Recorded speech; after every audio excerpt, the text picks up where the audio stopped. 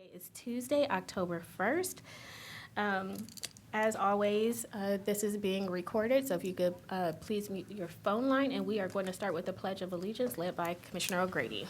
I pledge allegiance to the flag of the United States of America and to the republic for which it stands, one nation under God, indivisible, with liberty and justice for all.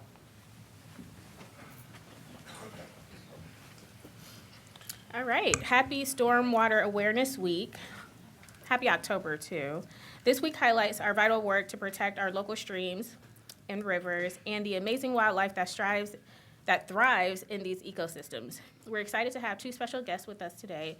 We are joined by Jennifer Fish, Director of the Franklin Soil and Water Conservation District, and Brad Foster, Franklin County Engineer. I want to invite both of you to share more about the importance of stormwater awareness, and most importantly, the actions we can all take to help protect our local waterways and drinking water.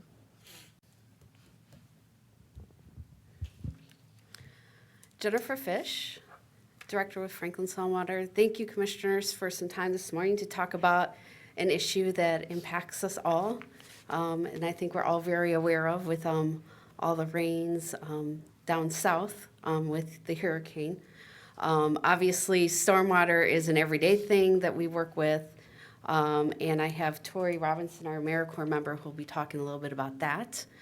I'm with Franklin Soil and Water Conservation District, and Franklin Soil and Water is the hub of natural resource conservation in Franklin County. We do everything from working in schools to provide education to doing development plan reviews, construction site inspections. We're the ones out in the streams, mapping the drainage and finding the pollution points and resolving them, and then also doing public outreach. So we do have a lot of incentive programs for businesses and residents to assist them and support them in putting more stormwater management practices on their properties, all the way from trees, native plants, rain gardens, bioswales, pervious pavement, the list goes on and on. So with that, also we work closely with the Stormwater Partnership here in Franklin County, and that's Brad Foster, drainage engineer with Franklin County, but also Franklin County Economic Development Planning, Franklin County Public Health, and the sanitary engineer. So we all do work together as a team to make sure that we are complying with Ohio EPA stormwater permit, and also going above and beyond to make sure that we're keeping our community sustainable and our waters clean. And with that, I was going to turn it over to Tori Robinson, our AmeriCorps member, to talk a little bit about what's going on with Stormwater Week this week.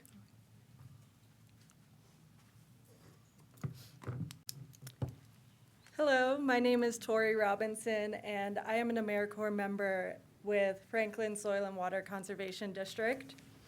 This week is Stormwater Awareness Week, and it is a statewide initiative to raise awareness of stormwater and its effects on water quality. This week, AmeriCorps members are participating in the Master Rain Gardening class organized by Franklin Soil and Water to learn about rain gardens and how a functional rain garden can improve water quality. At the end of the week, we're going to restore a rain garden in Grove City. This rain garden will capture stormwater runoff from the roof of one of the buildings, and the soil acts like a filter for pollution. Here are some ways that we can improve water quality. We can keep our leaves off of the streets and out of our storm drains, pick up our pets' waste, and not litter. Lastly, you can pick up storm drain markers from our office to help label the storm drains in your neighborhood, to let people know that anything that goes down the storm drain is going to end up in a stream or river. And on Sunday, October 6th, from noon to 4 p.m., the Franklin County Pollinator Pathway will be doing a native plant sale on Sunday at the Franklin Soil and Water office. Thank you. Thank you.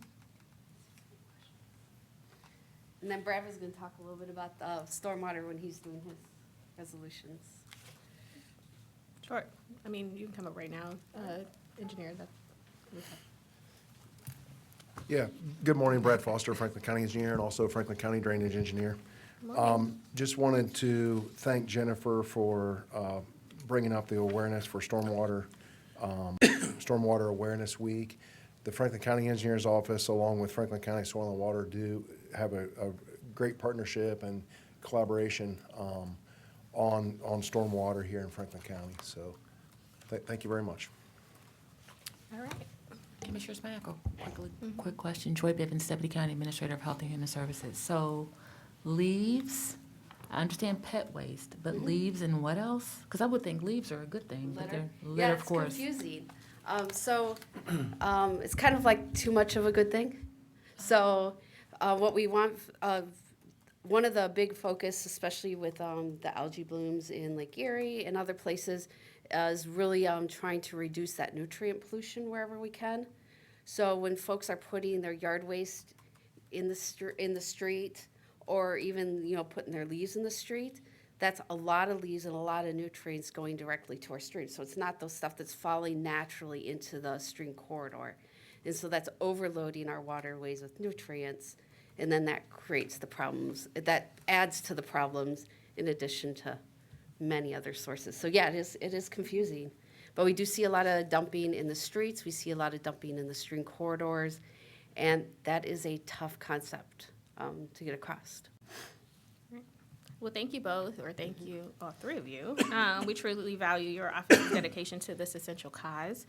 In recognition of your efforts, we've prepared 2 ceremonial resolutions. And so if you want to join us in front of the dais, we can take a picture.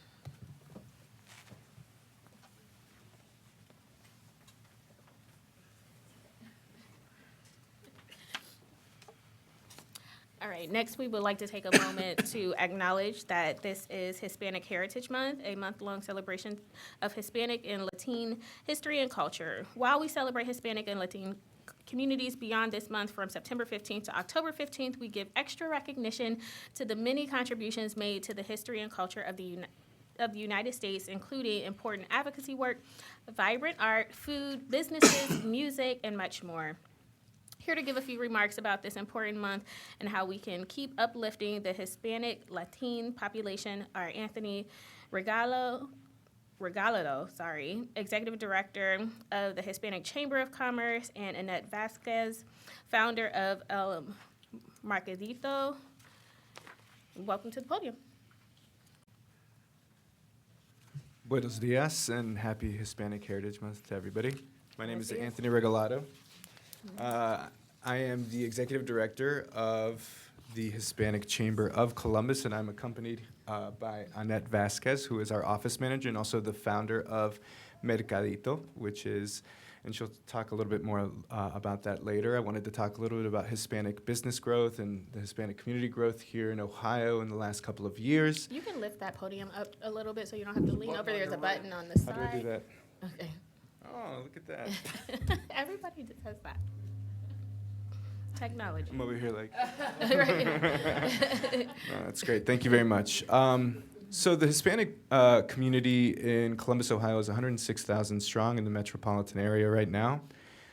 We are also the 3rd largest minority community in central Ohio, and we are growing at an exponential rate of 260% since 2000.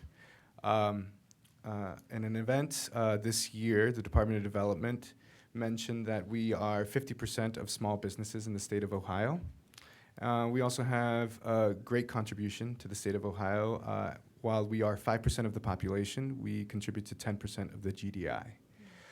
So we just wanted to take a moment to recognize that the Hispanic community in the state of Ohio and in Central Ohio specifically contributes economically as well as culturally to the area.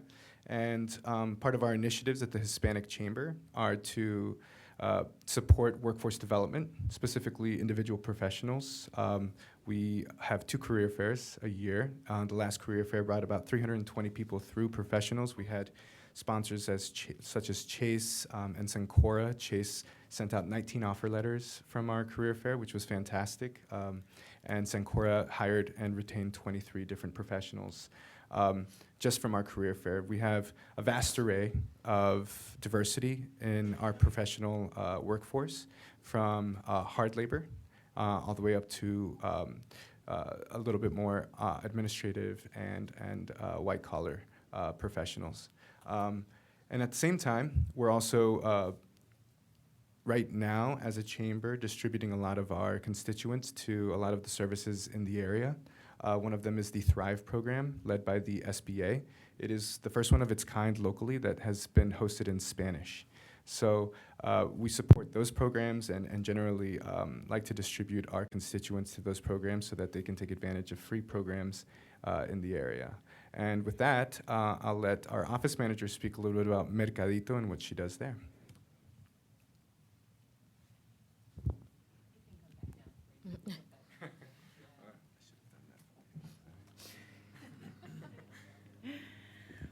All right. Well, buenos días, commissioners. Mi nombre es Annette Vázquez. I am the founder and the organizer of El Mercadito. We are a traveling year-round vendors market that highlights the Latin community, particularly trying to educate both the Latino community as well as the other population to, let us know that we can all work together and that we're all kind of just in the same mindset. At the end of the day, we're all here in America to pursue our dream and to support our families. And I think me, just like everybody else that gets here to Columbus, I got here in 2018 not knowing where my community stands. And so I ran into Lourdes Barroso de Padilla, who invited me to join ELLA, which is an academy that empowers Latina women in the professional setting. And with that, I just blink of an eye, I found my community, and I wanted to do something about it. I'm from California, so in California, we have a lot of culture there. And not that we don't have culture here in Columbus, but I wanted to kind of just bring it all together in a sense of not just once a year for Festival Latino, but every weekend. And I wanted to bring a sense of belonging, culture, and just making sure that we have a word or just a safe space for the entrepreneurs here in Columbus. And we work as also a beacon in the community. I host a back-to-school drive, a food drive, and we do a winter clothes drive. And then we also work with Buckeye Ranch, which is a local foster agency, through November and December to get toys for the foster youth. So that is a little bit of what I do, and I try to support all the small businesses, especially with my role as the office manager at the Hispanic Chamber, and trying to provide them with resources and things like that. Thank you.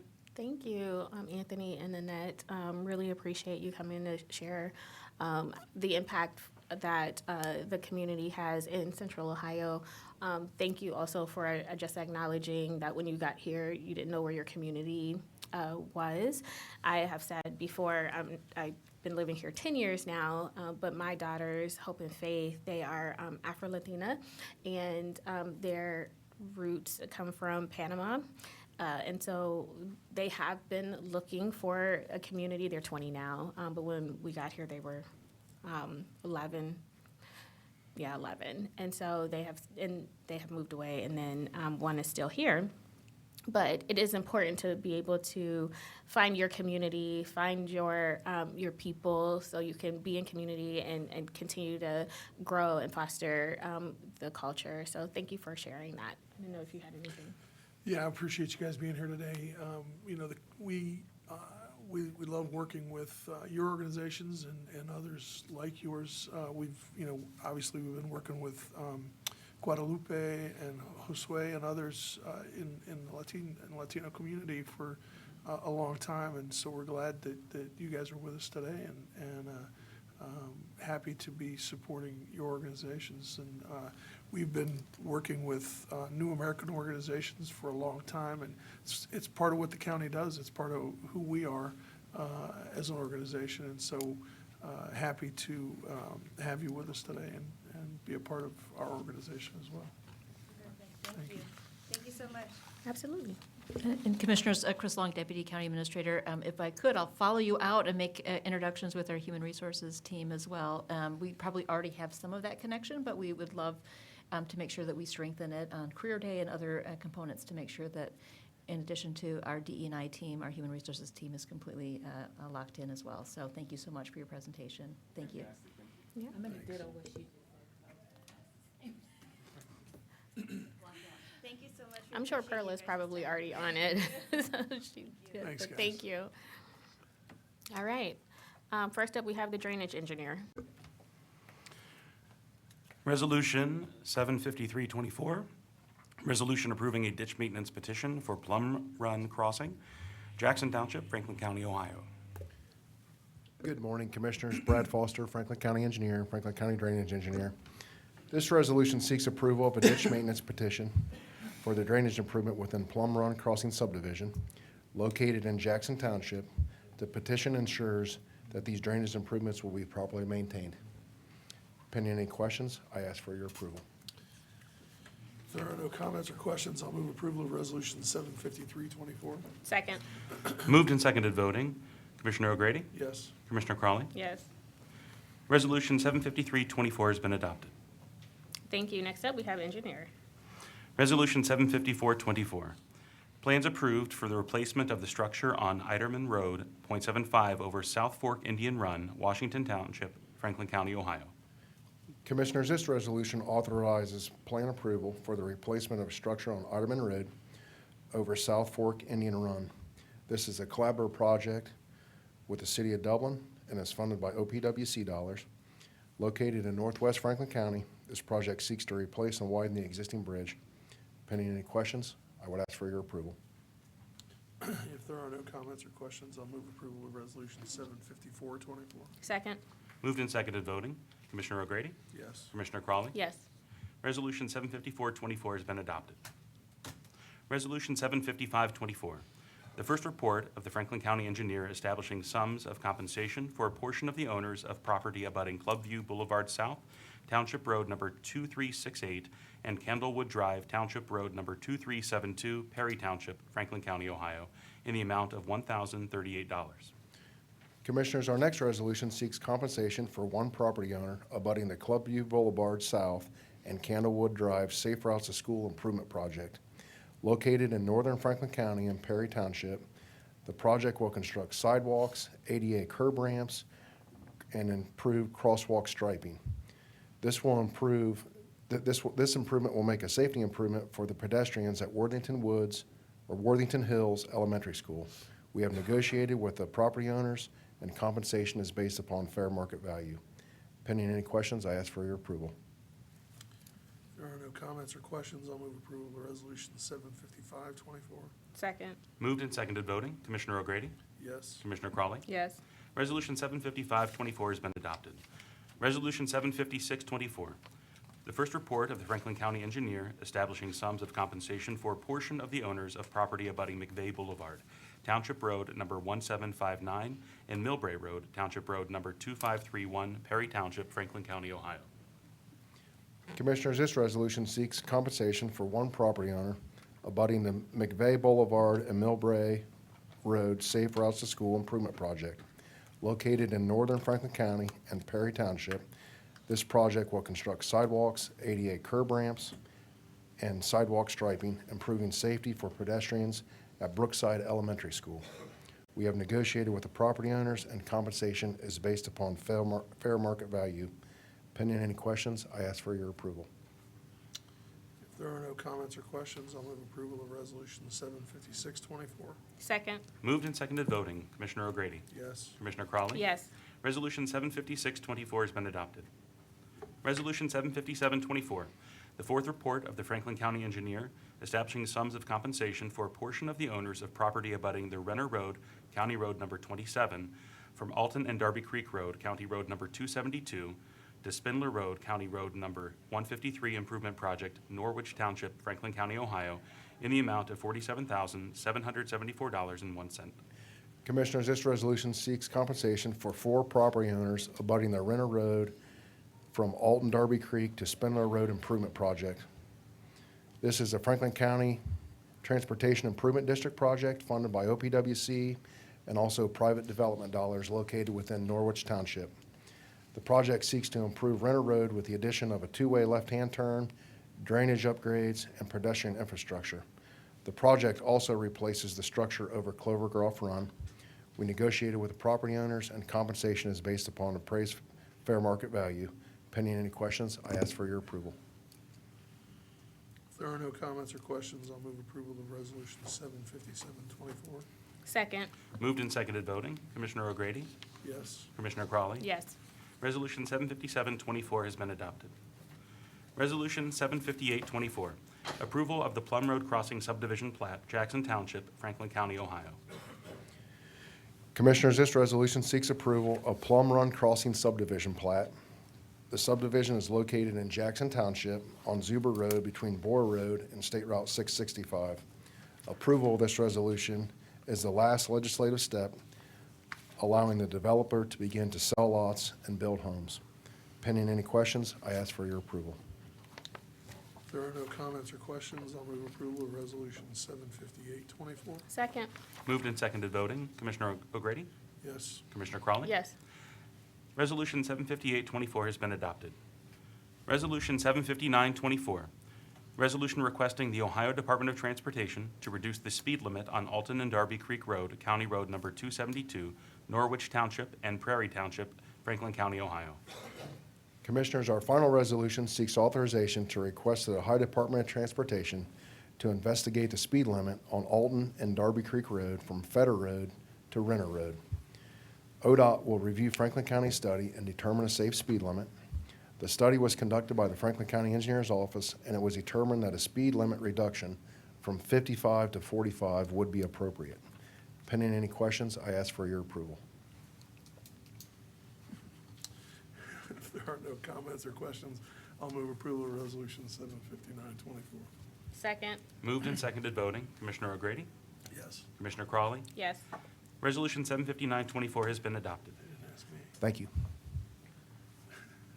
Next, we have the sheriff. Thank you, engineer. Resolution number 76024, resolution authorizing the third contract modification with Armor Health of Ohio LLC in the amount of $28,276,471.24. Good morning, Commissioners and County Administration. Albert Smith, Assistant Finance Director for the Sheriff's Office. Our resolution authorizes the third contract modification with Armor Health. This modification will allow our office to continue to provide medical care in our corrections facilities by extending the original contract for 1 additional year through October 17th of 2025. Pending any questions, I ask for your approval. Albert, you grew that beard in like 2 weeks. I swear. I have some questions. And this is for the sheriff's office or for administration. Where are we with our quarterly meetings with Armor Health? I know that was supposed to be happening with the prosecutor's office, with justice policy and programs, and with administration, as well as my office. So just want to know where we are with those.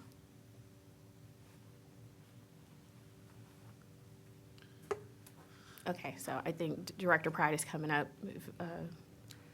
Yes, we have those meetings. Actually, we have one scheduled, Commissioner, for this month, the month of October. We have a quarterly meeting scheduled. The previous one was postponed to a later date, which will be the one that's coming up this month, to restart those conversations and making sure we're moving forward. We've also had conversations recently as it relates to the Armor contract, which is another reason that initially was put on hold, because we are in the process of negotiating and moving forward with the RFP and other processes for their contractual agreement. Can anyone speak to where we are, thank you, Director Pride, and where we are with like staffing and things like that for health, for medical as well as behavioral health in the jail? I don't have that data with me right now, but we can certainly get that for you and provide it to your office as well as the other commissioners. Yes, all offices. Yep. Okay, thank you. Commissioners, if I may, Janine Hummer, First Assistant Chief Counsel, Franklin County Prosecutor's Office. I think it's important to share that prior to this amendment coming forward before the Board of Commissioners, there was a collaborative meeting with the county administration, justice policies and program, and the prosecutor's office to make sure that this amendment was finite and that the details in this amendment were well vetted. So it is before you with those parties being made part of this. We understand your overall concerns, and that was also discussed when we were reviewing this amendment because we know the contract is coming toward the end of its life cycle. Kenneth Wilson, County Administrator. I want to just add that based on just what Attorney Hummer is saying, that internally we pulled the team together, and our number one focus is on preparation of an RFP and getting that out as with a goal of the beginning of 2025. And for that reason, we thought it was important to not do 2 years, which is what we have remaining, and do 1 year, and focus on getting the RFP out as soon as we can internally. Perfect. Thank you. I appreciate the that update and your due diligence in, you know, continuing to have conversations with the sheriff's office as well as Armor and addressing the needs of our residents that are in Jackson Pike and at the Jack. And so we could talk more offline, but I appreciate the 1 year agreement and not 2 years. And so I don't have any additional comments or questions. If there are no further comments or questions, I will move approval of Resolution 76024. Second. Moved and seconded voting. Commissioner O'Grady? Yes. Commissioner Crawley? Yes. Resolution 76024 has been adopted. Thank you, Commissioners. Thanks. Next, Franklin County Data Center. Resolution number 76124, resolution authorizing a mutual non-disclosure agreement with Bluebeam, Inc. Good morning, Julie Lest with the Data Center, and with me today is Data Center CIO Adam Frumpkin. This resolution will authorize the county administrator to enter into a non-disclosure agreement with Bluebeam on behalf of the data center to allow software negotiations.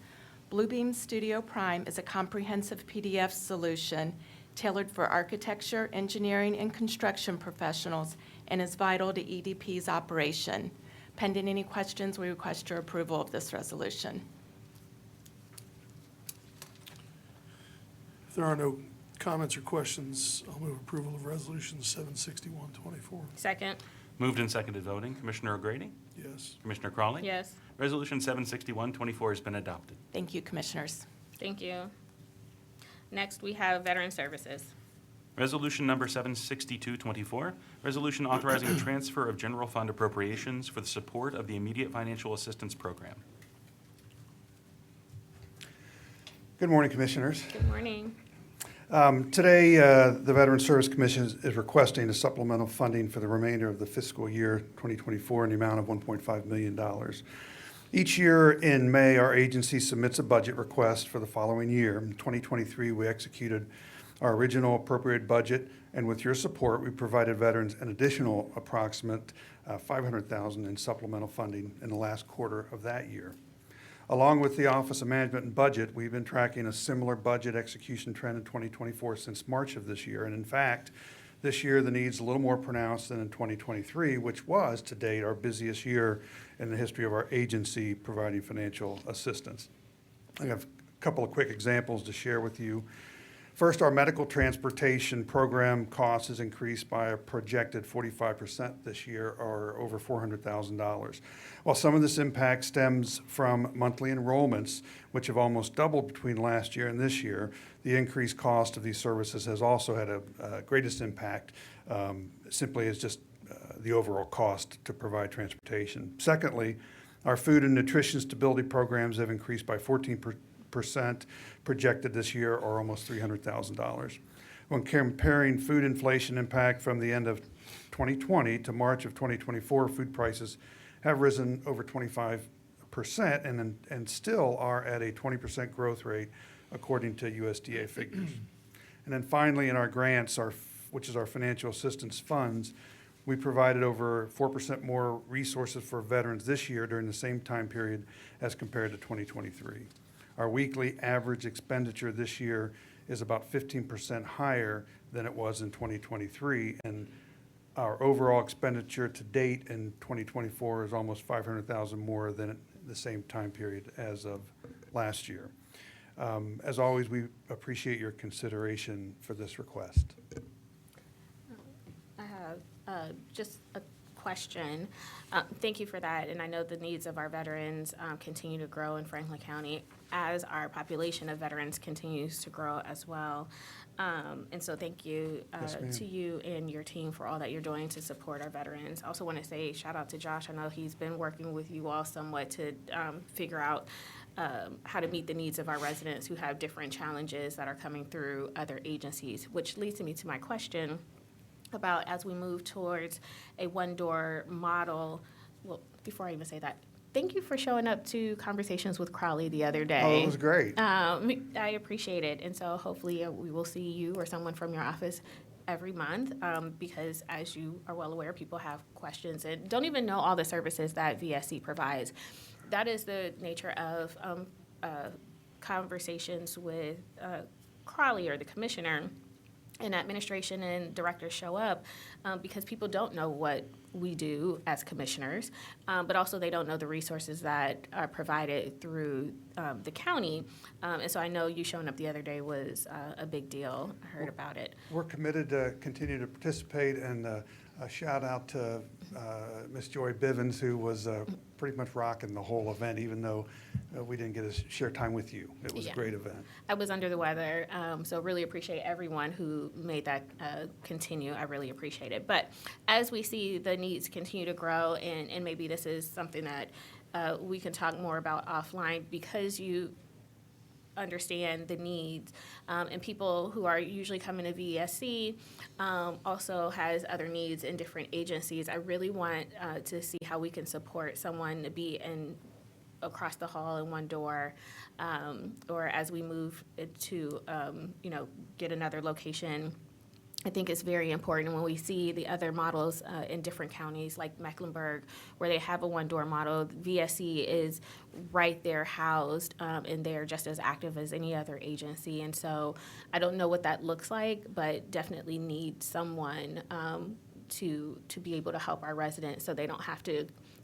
I mean, I think that would be kind of counterproductive if we don't have someone from VSC and we're trying to move to a one-door, but we don't have all the agencies that make a difference part of that one door.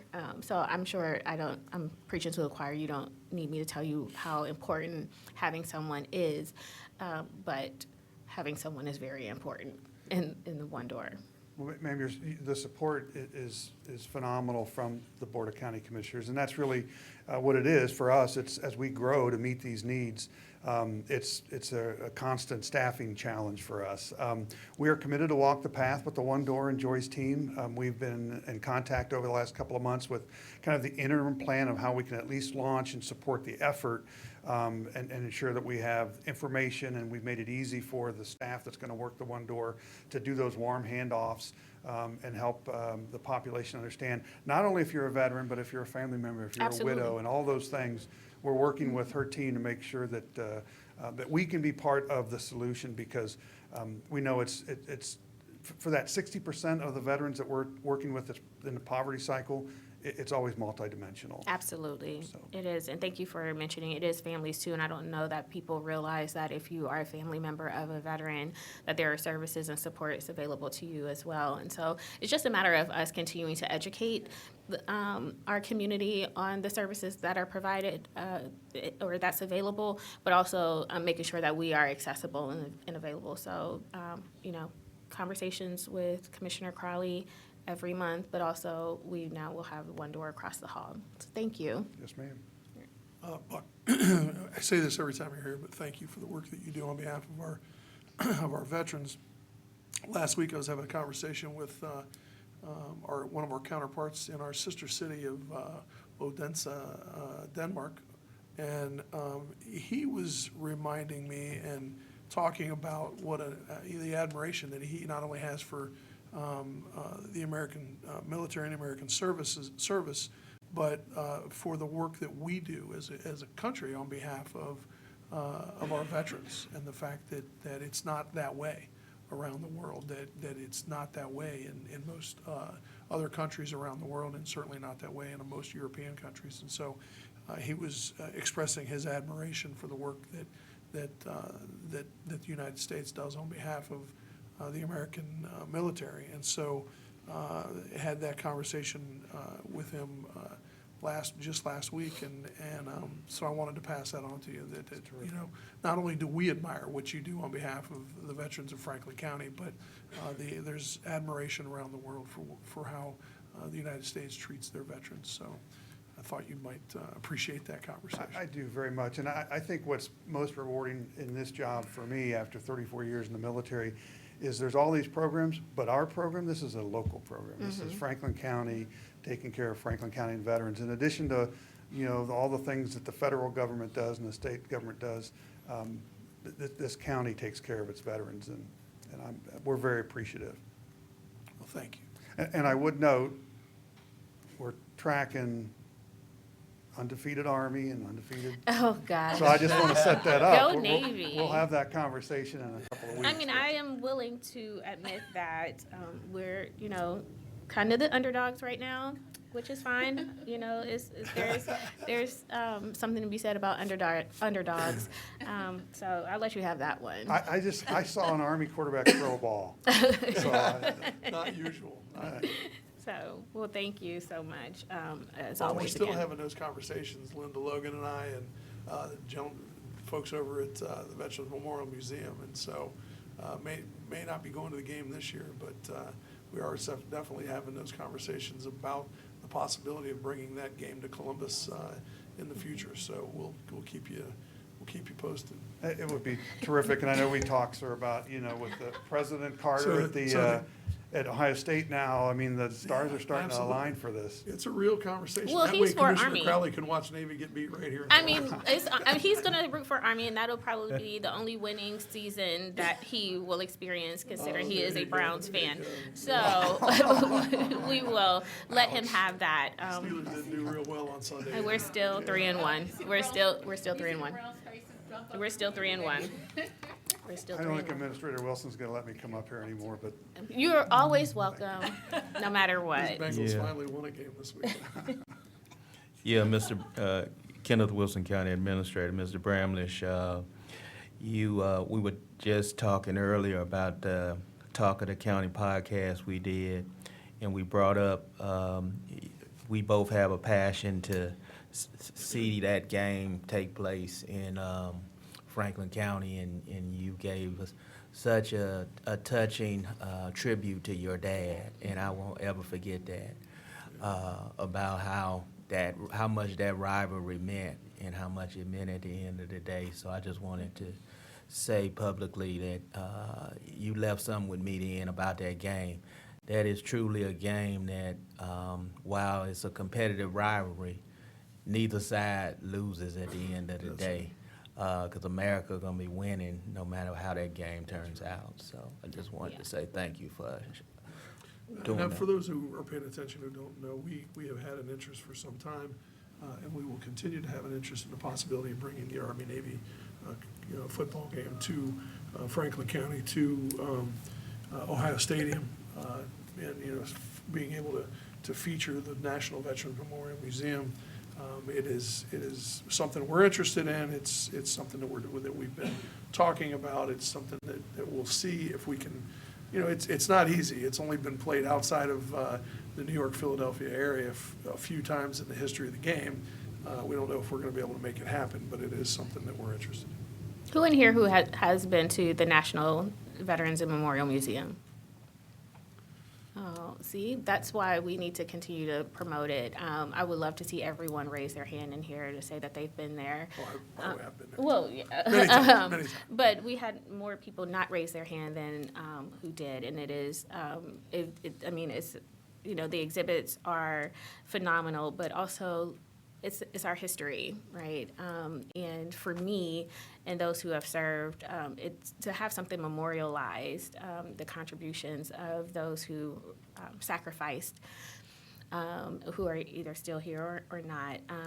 You know, it's phenomenal, and I hope that everyone takes time to go and see it. Well, here's another question, I guess, for the room. Who here has a veteran in their family? See? So if you have a veteran in your family, whether they're in the Columbus area or not, the next time they visit, it's a great way to spend an afternoon.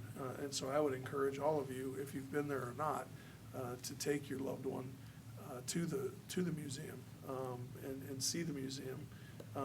We've done that on a handful of occasions, both with my in-laws and with my siblings. And it's a great museum. It really is.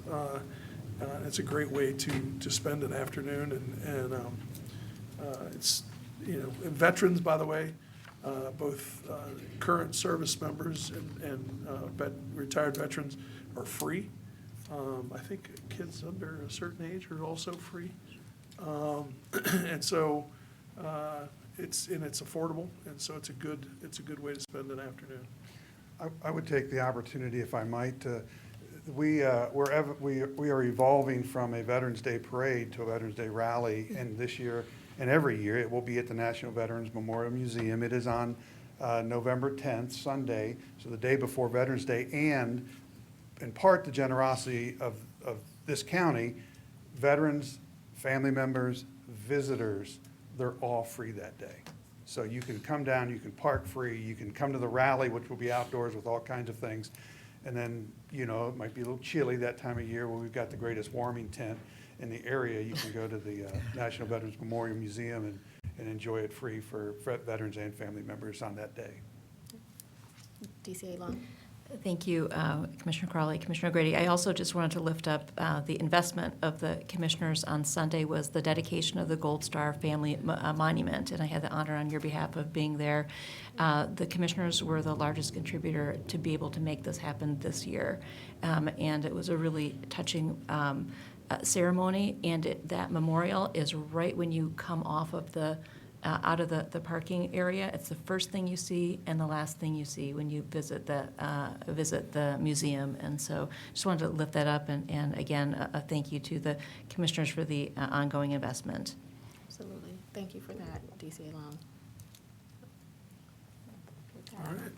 With that, if there are no further comments, I will move approval of Resolution 76224. Second. Moved and seconded voting. Commissioner O'Grady? Yes. Commissioner Crawley? Yes. Resolution 76224 has been adopted. Next, we have community partnerships. Thank you, Director. Thank you. Resolution number 76324. Resolution authorizing a COVID-19 grant agreement with Adaptive Sports Connection to support their Power of Ability initiative in the amount of $500,000. Good morning, Commissioners and County Administration. Curtis Brown, Community Partnerships Administrator. This resolution will authorize a COVID-19 grant to Adaptive Sports Connection in the amount of $500,000 to support the Power of Ability initiative. The initiative is dedicated to enhancing the health and well-being of children, families, and veterans facing disabilities and financial hardships, with a focus on promoting equity. Particular emphasis is placed on Native Americans, Indigenous folks, and Black Americans who have the highest disability rates among the 1 in 4 adults and 1 in 20 children in Franklin County. If there are no comments or questions, I respectfully request the approval of this resolution. I just want to say thanks to this organization for making the necessary changes and adapting the necessary things to be able to move this resolution forward. So I appreciate the efforts that they made. But if there aren't any other comments or questions, I will move approval of Resolution 76324. Second. Moved and seconded voting. Commissioner O'Grady? Yes. Commissioner Crawley? Yes. Resolution 76324 has been adopted. Thank Resolution 76424, resolution authorizing the second payment of a COVID-19 recovery grant to Nationwide Children's Hospital in support of the Healthy Homes Program to retain and expand affordable housing in the Linden neighborhood in the amount of $5 million. Nationwide Children's Hospital's Healthy Homes Program is a community-based initiative focused on improving housing conditions to enhance the health and well-being of children and families in vulnerable neighborhoods. By working with local partners, the program renovates and builds safe, affordable housing to help address the root causes of health issues like asthma and lead exposure. Nationwide Children's Hospital's efforts aim to create healthier living environments which contribute to better health outcomes for children. Please join me in welcoming Patty McClellan, Senior Vice President, Chief Strategy Officer from Nationwide Children's Hospital, to share more about their important work.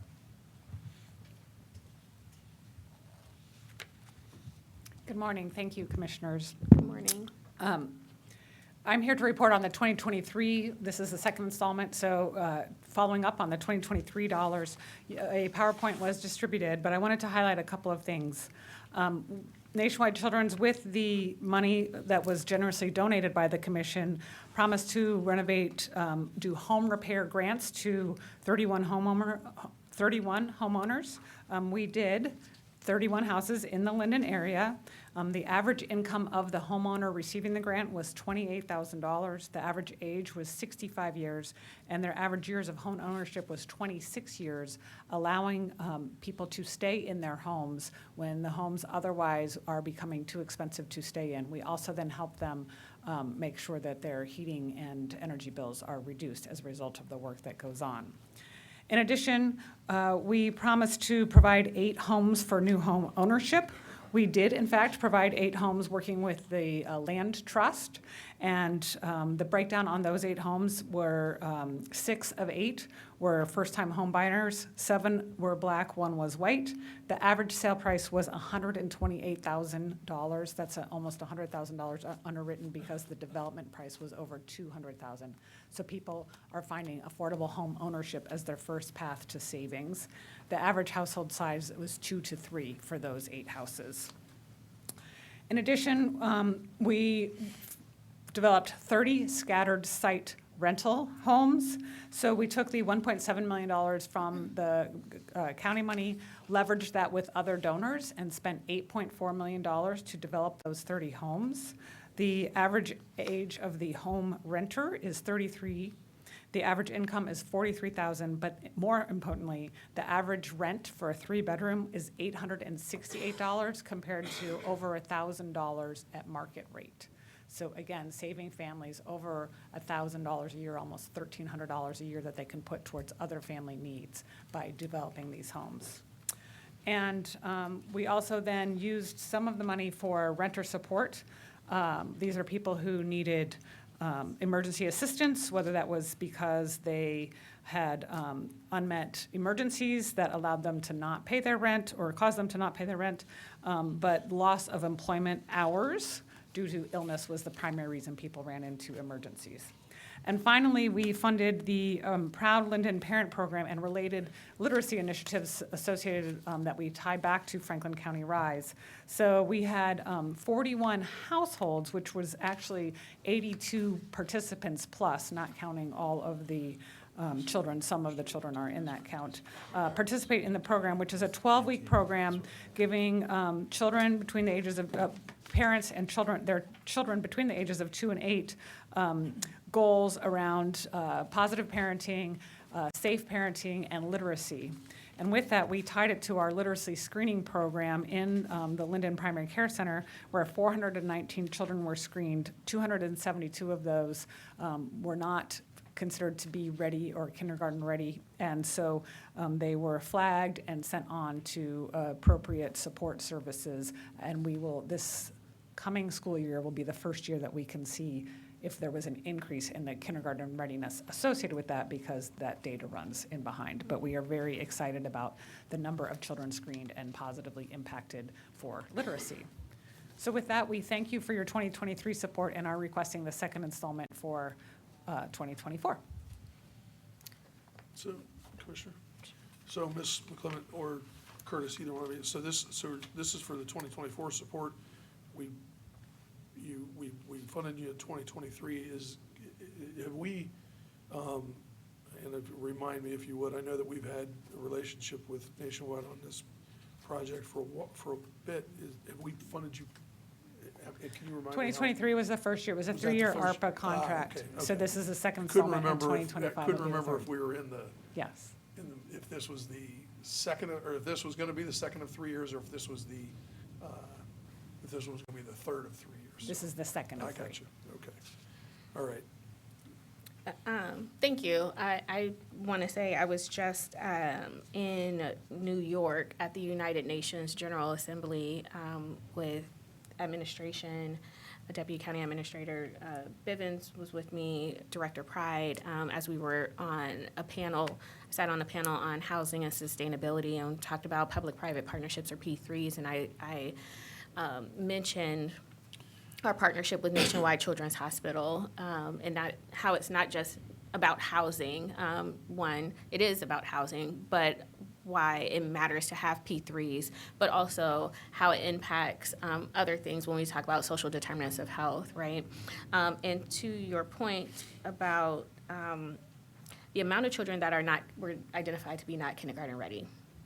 So I think this is why when we think about our expanded early learning strategy that we're working on, and data is needed, Nationwide Children screened 419 children, and more than half of those children are not ready for kindergarten, right? That's correct. And had to be connected with resources. Now, I hope that there is follow-up on, whether those connections were made and early intervention services are provided, but we already see how what that trend is. We already know what the numbers are, that only 40% of children in Franklin County are kindergarten ready. When it comes to Black children, it's only 28%, and then Hispanic or brown children, it's 26%. And if we don't have partnerships like this, where when we are screening children as they're coming into their, wellness visits, we are losing a lot of children. And so that's why this partnership matters. The total, I think our investment is $15.5 million. And part of that $15.5 is for screening and the partnership that we have with Franklin County RISE, our child care initiative. And Franklin County RISE isn't just about providing child care. It was trying to stabilize child care and support parents, but support providers, but also to capture the children so they don't fall through the cracks. The only way we're going to be able to have an expanded early learning strategy and make sure that we have children that are prepared for the future, or the future that they want and deserve, is by P3s. So I really appreciate all that you all are doing. I feel like this issue is so massive, and for those who are listening in, especially who critique the county about our investments in housing and is only looking at our magnet fund, you get to see that we invest in housing outside of the magnet fund in a considerable way, and it is still a drop in the bucket. We understand that, and we are always strategizing and trying to do more. I love my commissioners that I get to work with. I love my administration. I think we have the best in the country, hands down, because we understand the nature of the problem and actively working on it each and every day. But this is a crisis that's on our hands, and we can't solve it alone. And so thank you for this initiative.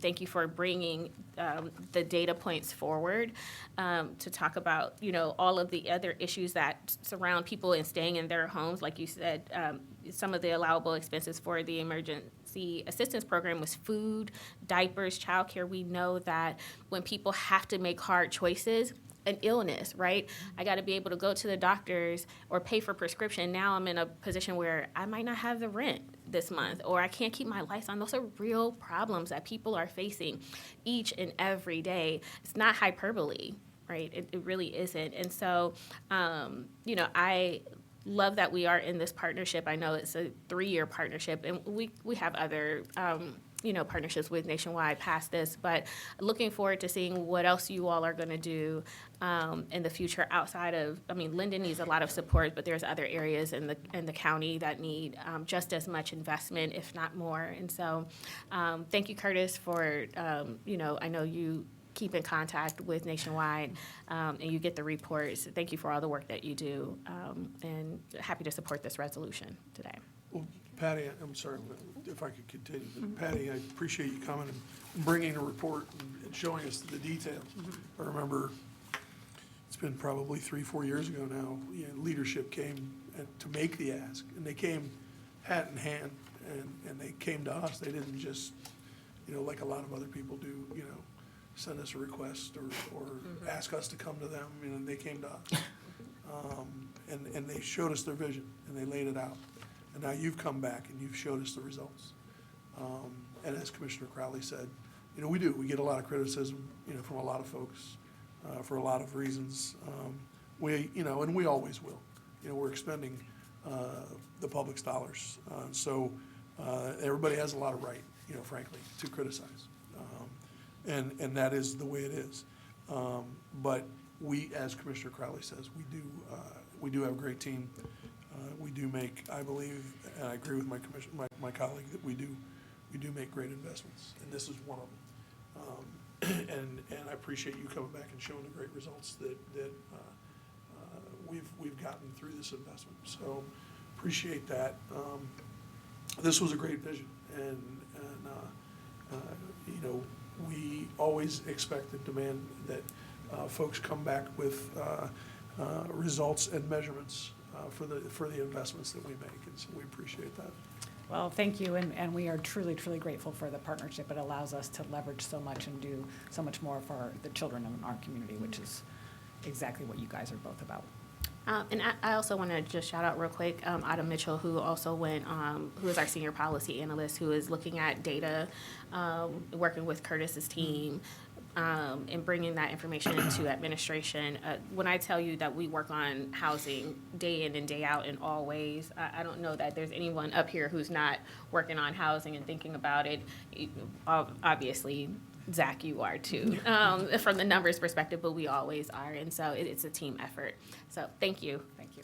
Commissioner, if I can ask really quick, for the folks who are the renters who were fortunate enough to go through the program, is there a sustainability, or is there someone working with them to ensure that they maintain their quality of life, since they had 70% of the funds went to rent or utilities due to some of these food, diapers, childcare, transportation You're talking about the issues? rental support? Yeah, is there case management services that's built into this?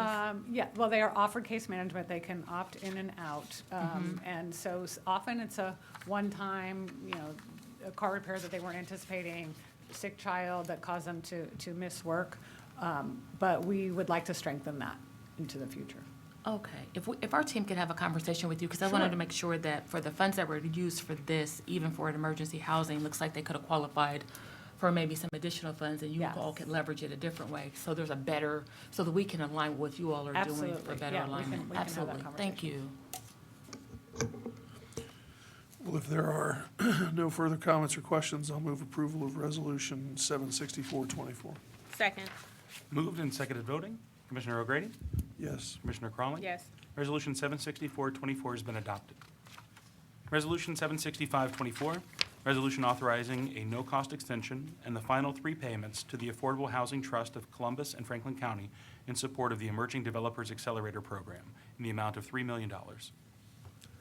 The Affordable Housing Trust for Columbus and Franklin County is a nonprofit dedicated to increasing affordable housing options in the region.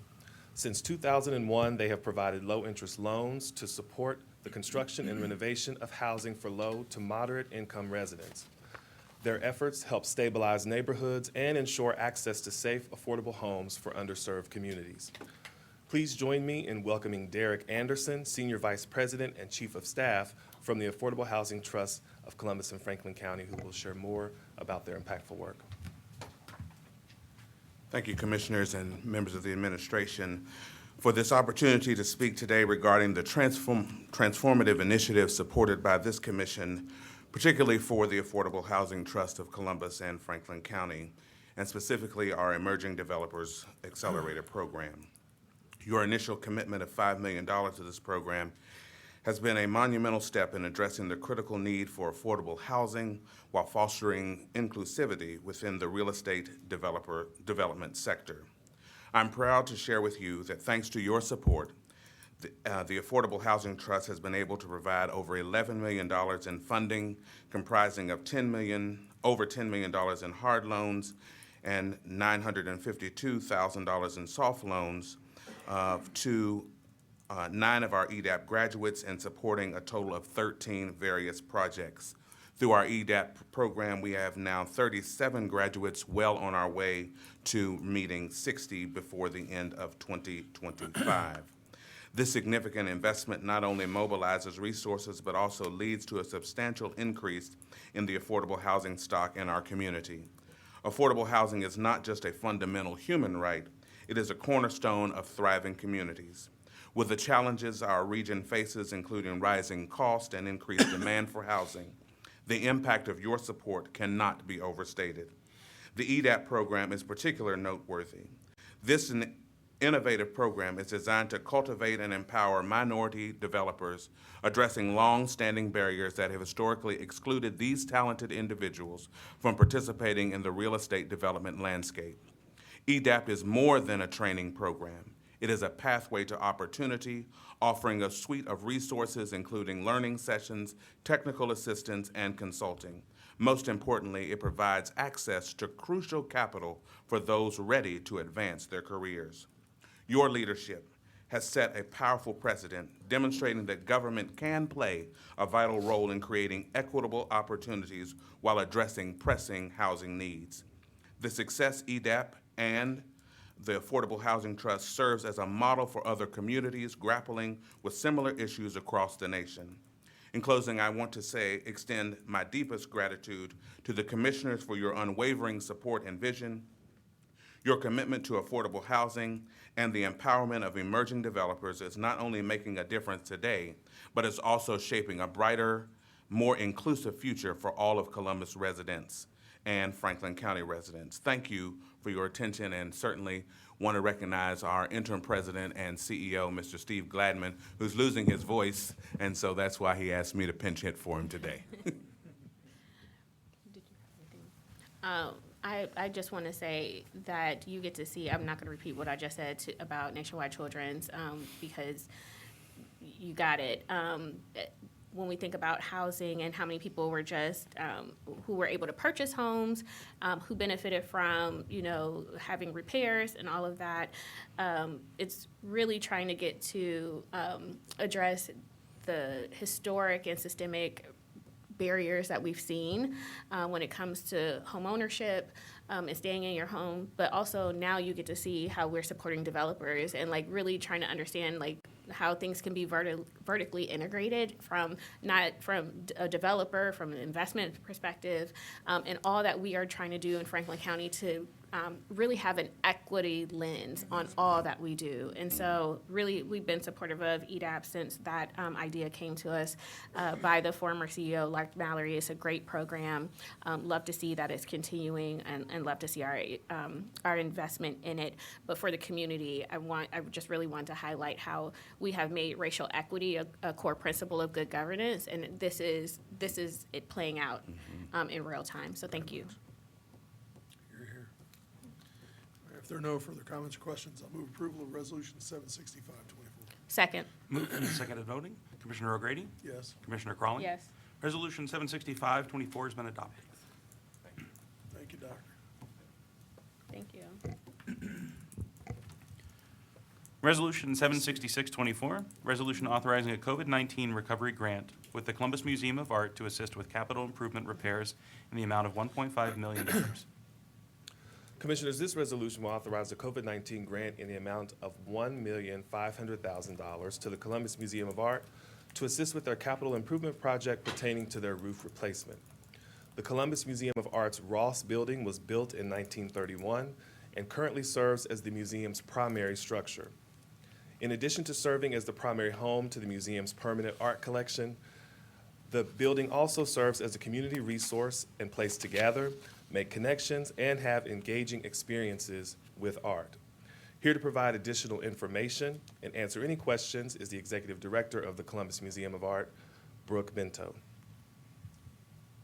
Thanks, Curtis, and good morning, Commissioners. I'm Brooke Minto, Executive Director and CEO of the Columbus Museum of Art.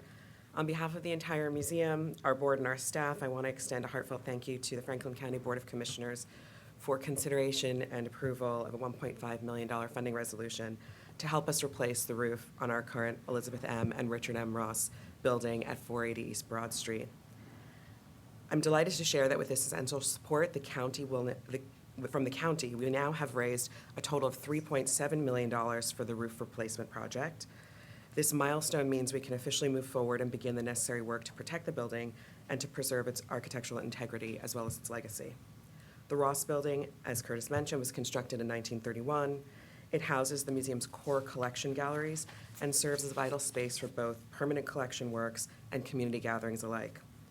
The historic roof has reached the end of its life, and this funding will allow us to replace it, preventing further wear and tear on the interior of the building, while also restoring the original copper structure that reflects the building's historical design. We are deeply grateful to your commitment to this project. Your investment helps sustain a cherished cultural institution that serves not only our city, but the entire Central Ohio region. This project ensures that the museum will continue to be a vibrant resource for our community for many years to come. We're excited about the future and look forward to continuing our collaboration with Franklin County and with our many community partners to enrich and uplift the lives of all our residents by providing great experiences with great art for everyone. I'm happy to answer any questions about the projects or to hear any comments. Thank you for your consideration. Thank you.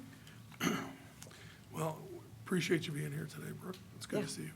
Thank you. I think it goes without saying that this Board of Commissioners is very committed to arts in general, certainly the museum. We've been certainly very generous to the arts community in general and to the museum over the years. We believe in public art. We believe in arts, the arts community, but public art in particular.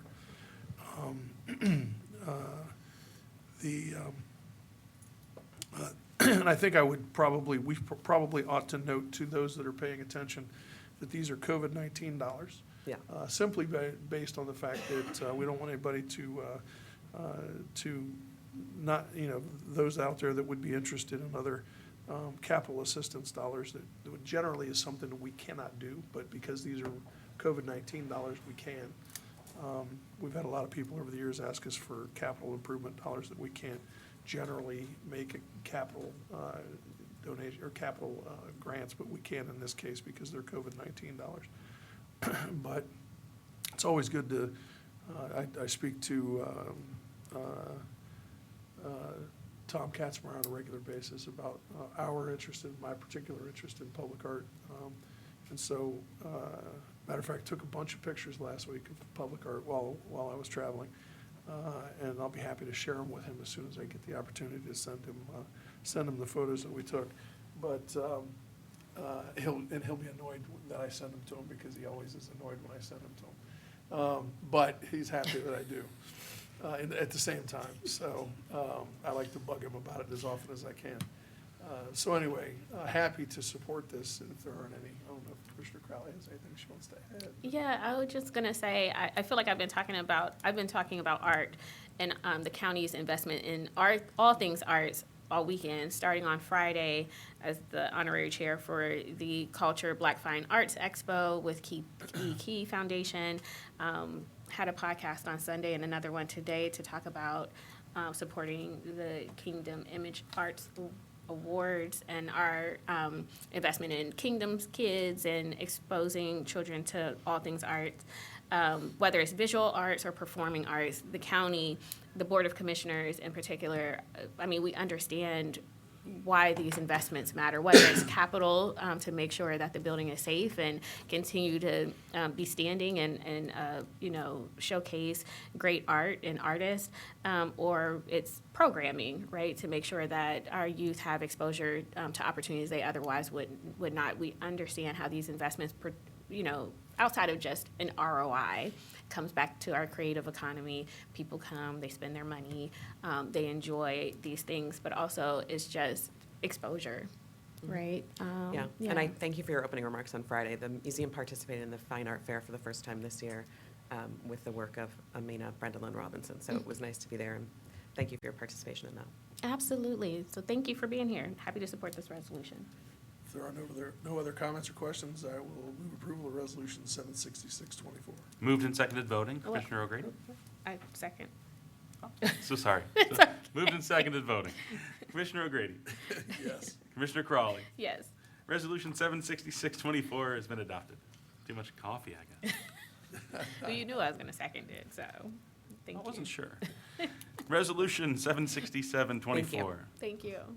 Resolution authorizing a grant to the Harmony Project Productions, Inc. for operation support and community arts programming for students and underserved populations in the amount of $100,000.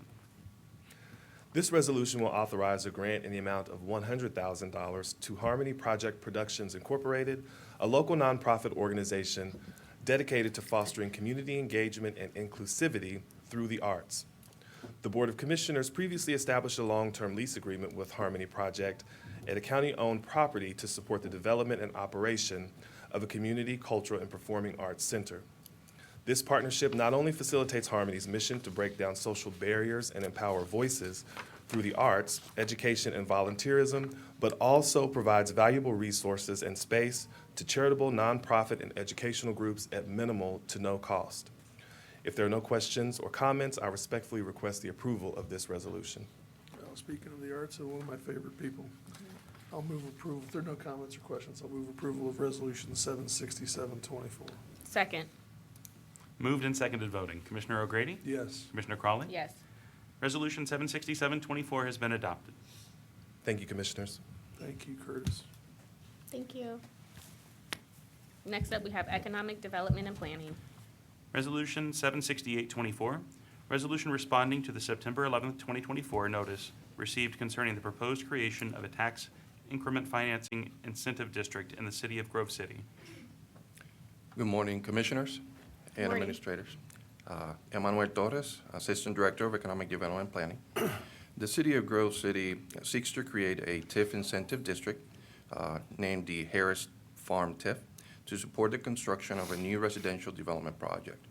Formal notice to the board was received on September 11, 2024, that the proposed TIF would be created for a term of 30 years, and the percentage exempted from taxation will be 100%.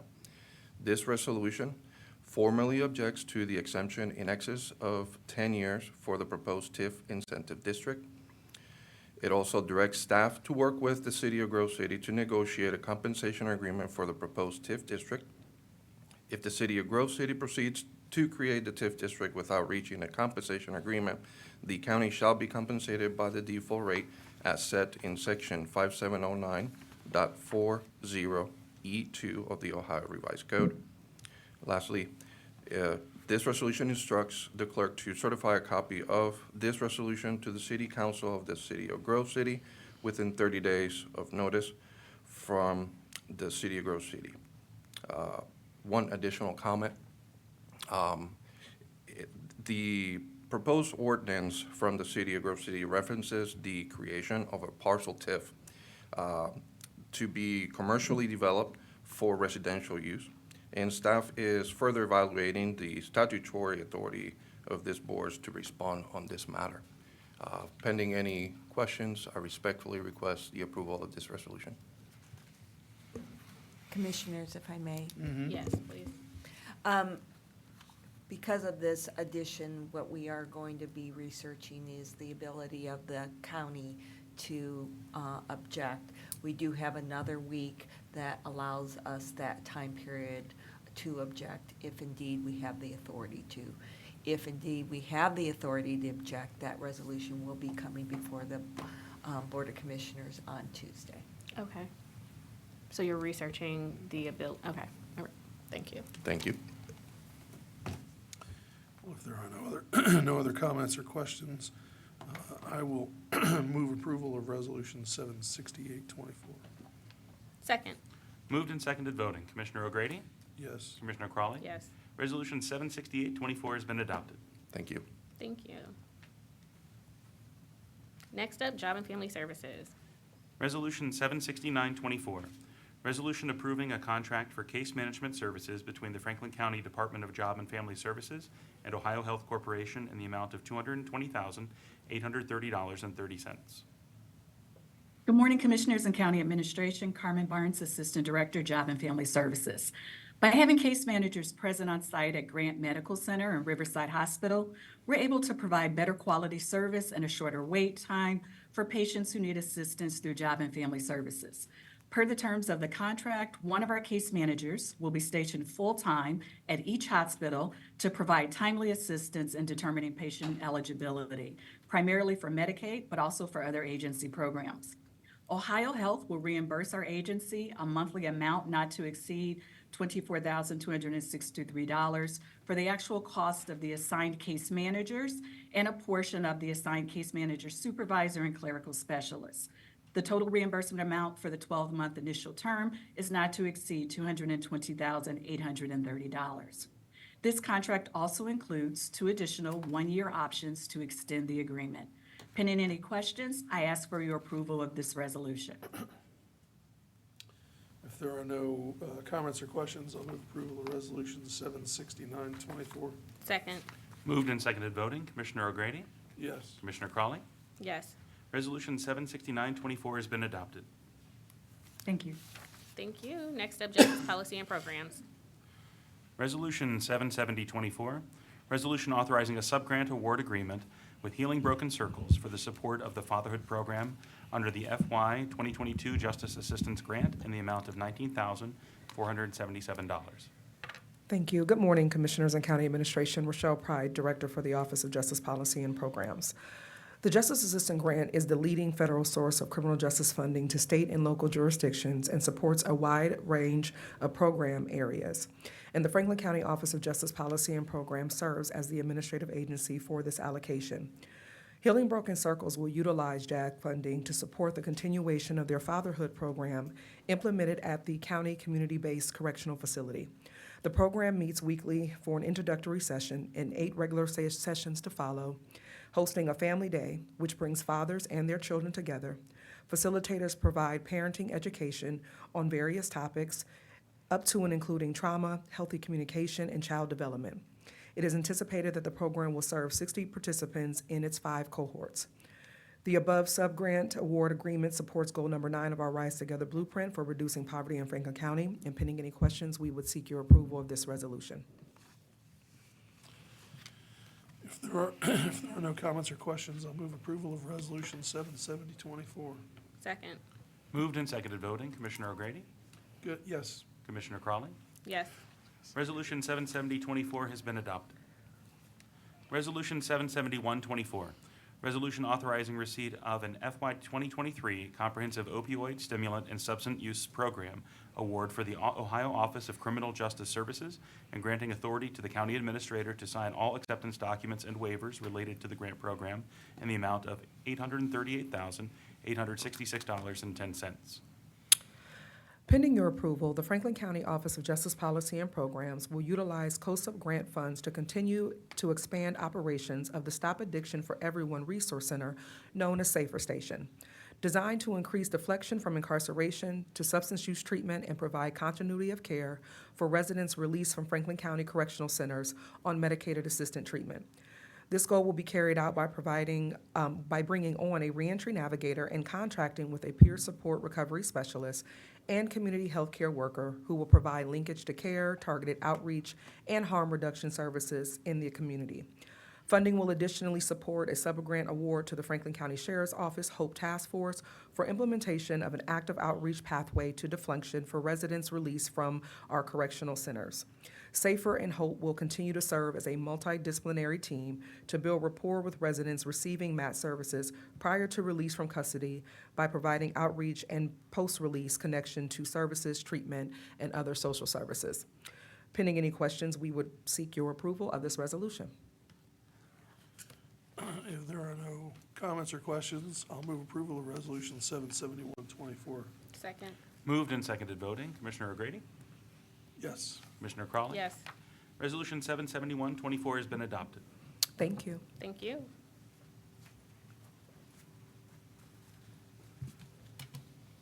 Oh, it's on me. Public Facilities Management, I'm sorry.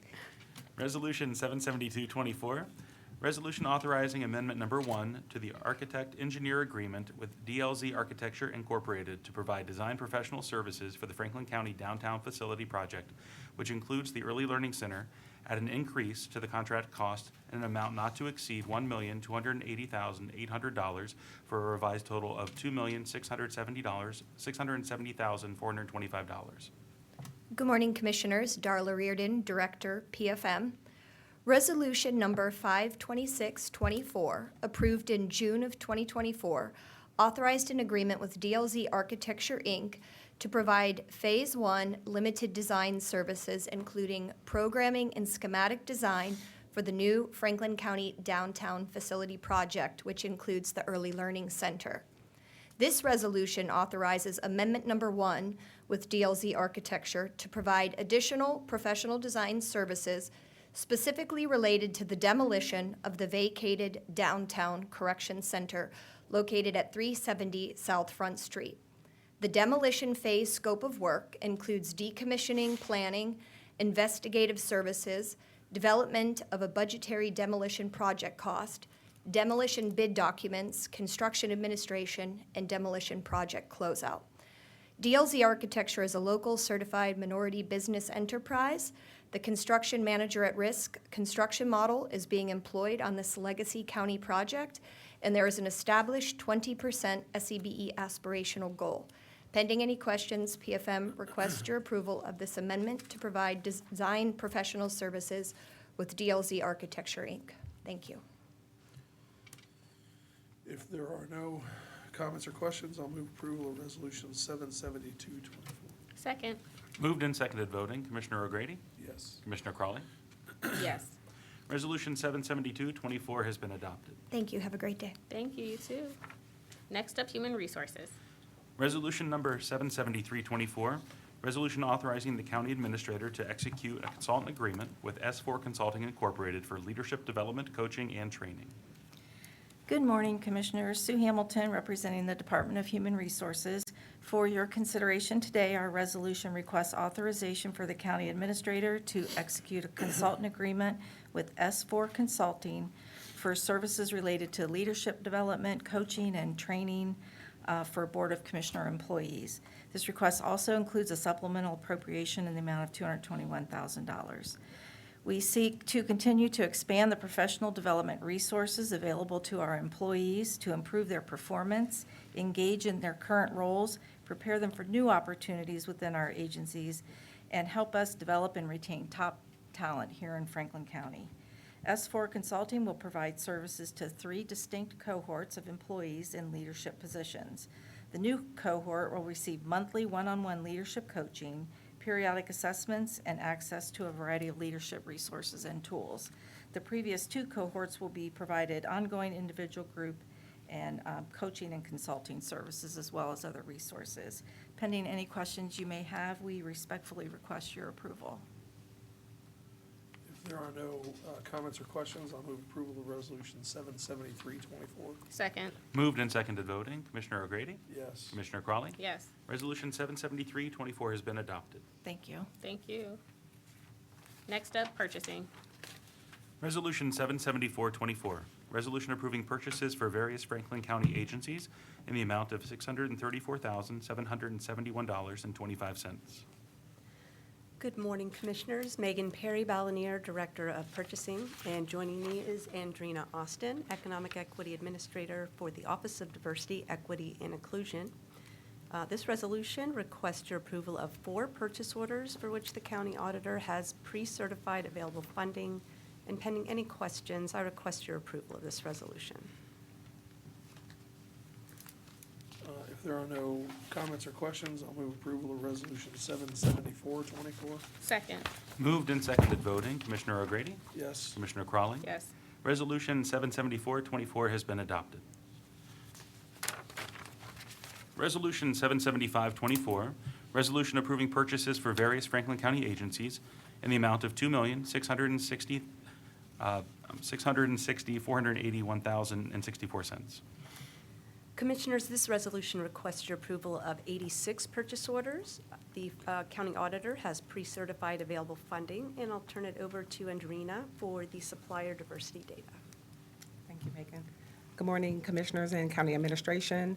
9 of the purchase orders being presented are being awarded to small and emerging businesses totaling $584.59. Excuse me. These awards are distributed as follows: 1% to small and emerging businesses and 9% to women-owned businesses. Once approved, 5 agencies will provide equitable and inclusive opportunities to small businesses this week. These agencies are Child Support Enforcement, Court of Common Pleas, Domestic Relations and Juvenile Court, Job and Family Services, Public Facilities Management. Year-to-date, Franklin County Board of Commissioner agencies have awarded 445 purchase orders totaling $20,042,362.46. Pending any comments or questions, we respectfully request your approvals. If there are no comments or questions, I'll move approval of Resolution 775-24. Second. Moved and seconded voting, Commissioner O'Grady? Yes. Commissioner Crawley? Yes. Resolution 775-24 has been adopted. Thank you. Thank you. Resolution 776-24, resolution approving purchase orders for various Franklin County agencies in the amount of $38,000. Commissioners, excuse me, this final resolution requests your approval of 2 purchase orders. The county auditor has pre-certified, pardon me, pre-certified available funding, and pending any questions, I request your approval of this resolution. If there are no comments or questions, I'll move approval of Resolution 776-24. Second. Moved and seconded voting, Commissioner O'Grady? Yes. Commissioner Crawley? Yes. Resolution number 776-24 has been adopted. Thank you. Thank you. Mr. Clerk, are there any journalizations? Yes, we have 2 journalizations this morning. First, journalization serves as notification that Claire Bennett, Policy Director, will serve as Commissioner John O'Grady's designee on the Franklin County Family and Children First Council. This journalization will be reflected in the minutes. The second, on October 1st, 2024, the County Administrator, pursuant to Resolution Number 635-24, hereby adopts and approves the substantial amendment to the Citizen Participation Plan required by 24 CFR 91.105. This action is hereby journalized, and the substantial amendment to the CPP shall be attached to the Resolution Number 635-24. This journalization reflects that the requirements for proper public notice and a proper public comment period were met by the following actions. On August 13th, 2024, the county published notice in the Daily Reporter soliciting public review and comment as to the original CPP and the county's proposed substantial amendments to the CPP. This publication informed the public of where the county's original CPP and the proposed substantial amendments could be accessed and gave the public advance notice of the public comment period. The county sought public comment regarding the substantial amendments to the CPP beginning August 26, 2024 until September 10th, 2024. Thank you. Well, if there's no additional business, we are done for the day. Happy Tuesday, everyone. Thank you. We are adjourned. Thank you. Do we have to motion? No. Nope, we're done.